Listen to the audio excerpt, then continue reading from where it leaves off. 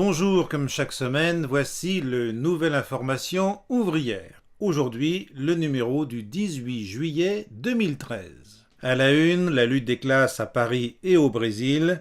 À Paris, à l'Hôtel-Dieu, le combat des personnels contraint le ministre à reporter la fermeture des urgences. Quant au Brésil, le mouvement est rejoint par les syndicats qui organisent grèves et manifestations dans tout le pays. En page 2, vous lirez avec attention l'article de Yann Le Goff à propos du président de la République et du commentaire du journal Le Monde qui déclare « Voici un président déboussolé et peu audible. Jamais depuis qu'il est à l'Élysée, il a en effet semblé aussi cerné.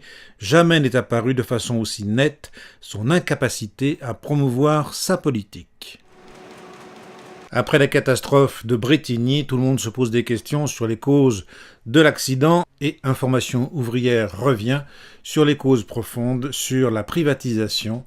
N'oublions pas qu'il y a quelques années, le film d'un certain Ken Loach nous avait alerté sur les dangers de la privatisation.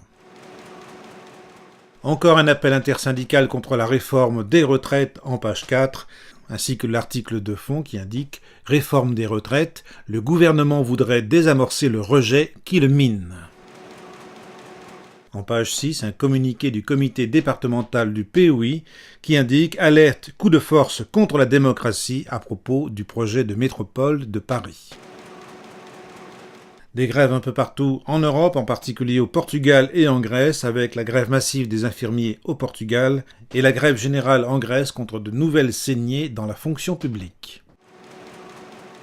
En page 10, Information ouvrière revient sur le procès qui a vu l'acquittement de George Zimmerman, l'assassin du jeune noir Trayvon Martin. Et je terminerai cette semaine sur la chanson sympathique de Ahmed Foued Najm, qui se termine ainsi « Soldats, soulève-toi, libère l'Égypte et nettoie-la. Égypte, soulève-toi, sois et vis. » C'est pas tout ça, mais rien ne vaut la lecture d'Information ouvrière.